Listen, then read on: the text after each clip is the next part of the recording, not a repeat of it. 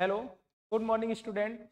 आज अपन बात करने वाले हैं जो टेंथ के बाद जिन्होंने मैथमेटिक्स स्ट्रीम चुनी है, जो मैथमेटिक्स में आगे बढ़ना चाहते हैं, मैथमेटिक्स में कुछ आगे करना चाहते हैं। देखो, टेंथ के बाद अपने पास दो तीन ऑप्शंस होते हैं। कुछ लोग होते हैं वो मैथमेटिक्स लेते हैं, मैथमेटिक्स से आगे बढ़ते हैं। कुछ लोग होते हैं वो बायोलॉजी लेते हैं, वो बायोलॉजी की फील्ड में आगे बढ़ना चाहते हैं। कुछ लोग होते हैं वो एग्रीकल्चर में आगे बढ़ना चाहते हैं। तो अपन आज जो बात करने वाले हैं वो टेंथ के बाद जो 11th में आए उन्होंने मैथमेटिक्स स्ट्रीम चुनी है, उनके लिए बात करने वाले हैं कि वो किस तरीके से पढ़ाई करें 11th और 12th में। देन उसके बाद उनके पास क्या क्या ऑप्शंस खुलेंगे, वो किस किस फील्ड में जा सकते हैं, वो क्या क्या कर सकते हैं। तो अपन बात करते हैं मैथ स्ट्रीम के लिए। इसके लिए मैथ मैथ स्ट्रीम जो 11th क्लास में जिन्होंने 11th क्लास में मैथमेटिक्स चूज किया है, जिन्होंने मैथमेटिक्स चुना है, आगे वो मैथमेटिक्स में कुछ करना चाहते हैं, तो उनके लिए क्या क्या ऑप्शंस होंगे। देखो बेटा, सबसे पहली बात तो ये है कि 11th जो आपकी है बहुत ही इंपॉर्टेंट है। आगे आप 11th के बाद 12th दोगे, 12th आपका बोर्ड होता है, आप ज्यादा चीजों पर फोकस नहीं कर पाते हो, आप बोर्ड की तरफ ज्यादा ध्यान देते हो। बोर्ड प्रैक्टिस अपन को करनी पड़ती है ताकि अपनी परसेंटेज अच्छी बने। लेकिन ये जो 11th होता है इसमें क्या बहुत सारी चीजें अपन सीख सकते हैं, ताकि 11th और 12th के बाद जब आप कोई एंट्रेंस एग्जाम, किसी कॉलेज के लिए एंट्रेंस एग्जाम देते हो, तो उसमें आपका हेल्पफुल हो। मेन चीज क्या है, जो 11th क्लास है और 12th क्लास है, किसी भी एग्जाम के लिए अगर इन दो क्लास का 11th और 12th का अगर बेसिक अपना क्लियर हो तो एग्जाम कोई भी बहुत बड़ा नहीं होता है। एग्जाम के करीब करीब आप पहुंच सकते हो। कुछ चीजों पे और थोड़ा सा फोकस करेंगे, थोड़ी सी प्रैक्टिस ज्यादा करेंगे, ऑब्जेक्टिव टाइप क्वेश्चन ज्यादा करेंगे, देन अपन आराम से एग्जाम को क्रैक कर सकते हैं। तो बेटा, आपने 11th में क्या कर लिया, 11th जो क्लास में है उसमें आपने मैथ स्ट्रीम चुन ली। क्या चुना? मैथ चुन ली। आप 11th में मैथ पढ़ोगे, 12th में मैथ पढ़ोगे। अब 11th और 12th के बाद जो आपका मैथमेटिक्स है वो 12th करने के बाद आपके ऑप्शंस क्या क्या खुलेंगे। देखो बेटा, ज्यादातर जो होते हैं मैथमेटिक्स वाले वो इंजीनियरिंग की तरफ जाते हैं। किधर जाते हैं? इंजीनियरिंग की तरफ। किधर?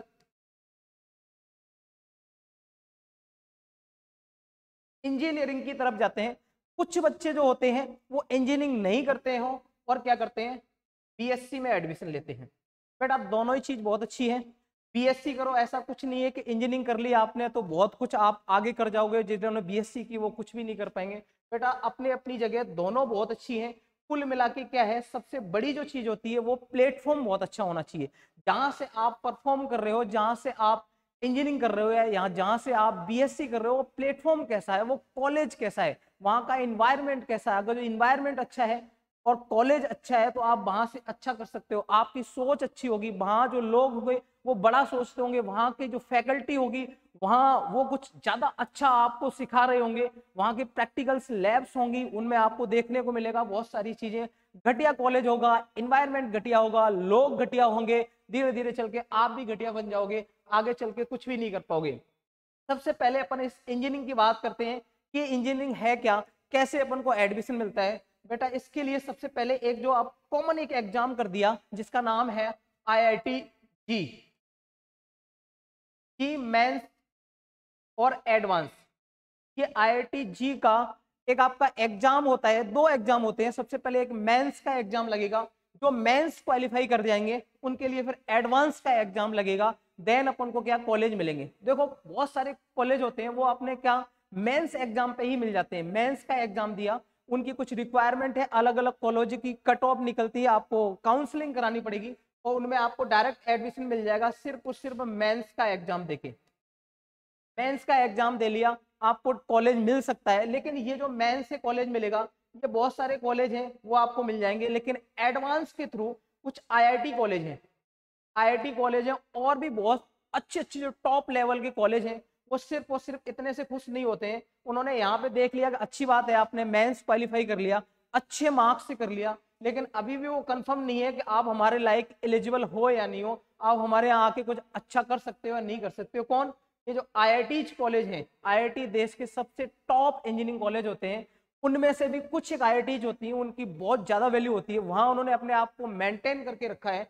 उन कॉलेज में एडमिशन लेने के लिए आपको मेंस पहले क्वालिफाई करना पड़ेगा, मेंस के बाद फिर आपको एडवांस का एग्जाम देना पड़ेगा, आईआईटी एडवांस का एग्जाम देना पड़ेगा, वो आपको क्वालिफाई करना पड़ेगा। देन आपकी काउंसलिंग होगी, देन आपको क्या मिलेगा, कॉलेज मिलेगा। कॉलेज में क्या करोगे आप, जो डिग्री मिलेगी वो इंजीनियरिंग की डिग्री मिलेगी। उस डिग्री का जो नाम होगा वो बीटेक होगा। क्या होगा? बीटेक की आपको डिग्री मिलेगी। जब आप किसी कॉलेज में जाओगे, किसमें जाओगे? कॉलेज में जाओगे, जब किसी इंजीनियरिंग कॉलेज में जाओगे तो यहाँ पे आपकी अलग अलग स्ट्रीम्स होती हैं। जैसे कि आप 10th के बाद जब 11th और 12th के लिए पढ़ते हो तो आपके लिए 2-3 स्ट्रीम होती है।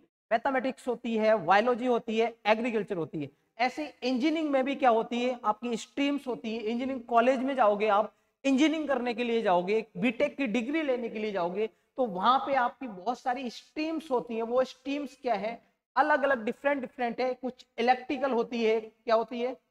इलेक्ट्रिकल स्ट्रीम होती है, उसमें आप क्या कर सकते हो, बीटेक कर सकते हो, मतलब कि इंजीनियरिंग कर सकते हो। ऐसी सिविल होती है, क्या होती है? सिविल होती है। इलेक्ट्रॉनिक्स होती है, ईआईसी होती है, बहुत सारी यहाँ पे मैकेनिकल होती है, बहुत सारी स्ट्रीम्स हैं।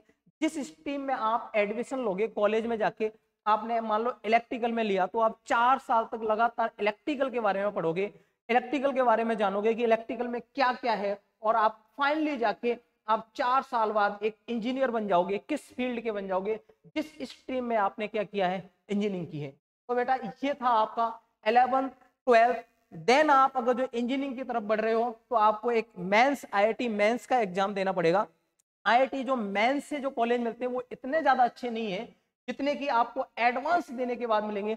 एडवांस का जो पेपर होता है मेंस के कंपैरिजन में थोड़ा हार्ड होता है, उसके लिए अपन को थोड़ी ज्यादा मेहनत करनी पड़ती है। अदरवाइज नॉर्मल जो कॉलेज है, कुछ एक एनआईटीज है, और भी गवर्नमेंट इंजीनियरिंग कॉलेज स्टेट के होते हैं, प्राइवेट कॉलेज हैं, ये सारे के सारे कॉलेज आपको एक ही एग्जाम के थ्रू मिल जाएंगे, मेंस। इसका लेवल बहुत छोटा होता है। अगर 11th और 12th में अच्छे से ध्यान दे लिया जाए, सिर्फ और सिर्फ एनसीईआरटी पे अच्छे से ध्यान दे लिया जाए, और लास्ट के 1 या 2 मंथ प्रैक्टिस कर ली जाए ऑब्जेक्टिव टाइप क्वेश्चन पे, तो ये मेंस आराम से निकल सकता है बेटा। इस चीज की मैं गारंटी ले सकता हूं कि मेंस निकालने के लिए अपन को कुछ अलग से कुछ फोकस ज्यादा नहीं करना पड़ेगा।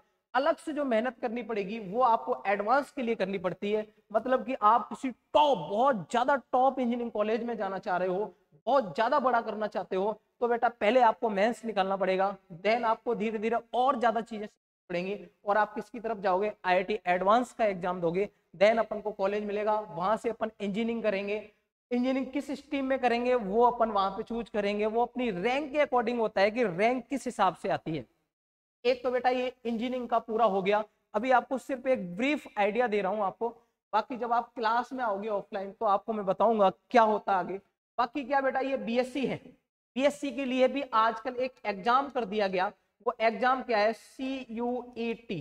CUET का नाम का एक एग्जाम है।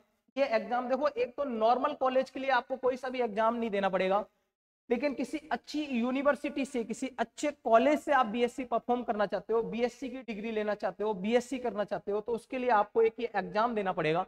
इस एग्जाम में आप क्वालिफाई हो जाते हो, आप किसी कॉलेज से, किसी अच्छी यूनिवर्सिटी से क्या बीएससी करोगे, वहां पे आपका प्लेटफॉर्म अच्छा होगा, आपका इन्वायरमेंट अच्छा होगा, वहां फैकल्टी अच्छी होगी, लैब्स अच्छी होगी, आपको चीजें सीखने को ज्यादा मिलेंगी। तो नेक्स्ट जब भी आप बीएससी करके निकलोगे तो आपके पास बहुत सारी नॉलेज होगी। आप किसी भी फील्ड में जाना चाहोगे, वहां यहाँ रह के आप अच्छे से काम कर सकते हो, और क्या एक अच्छे बेहतर इंसान बन सकते हो, आगे लाइफ में सक्सेस हो सकते हो। तो बेटा ये चीजें थी आपकी। अगर आपको 11th क्लास में मैथमेटिक्स ली तो मैथमेटिक्स के बाद 12th के एग्जाम दोगे, 12th के बाद आपके पास इंजीनियरिंग करनी है तो इधर ये सारी चीजें देखनी है। बीएससी करनी है तो किसी नॉर्मल कॉलेज से बीएससी नहीं करो, कम से कम ये एग्जाम क्वालिफाई करो और किसी अच्छे कॉलेज में जाओ। वहां पे आप अपने सपनों को साकार करो, वहां पे आप सपने देखो, सपने देखने के साथ साथ आप उनके अकॉर्डिंग मेहनत करो, और आगे चल के एक बहुत बड़े इंसान बनो, एक बहुत बड़े सफल इंसान बनो। आज के लिए इतना ही देखते हैं, फिर आगे अपन देखते रहेंगे, आपको गाइड करते रहेंगे आगे क्या करना है क्या नहीं करना है। Thank you.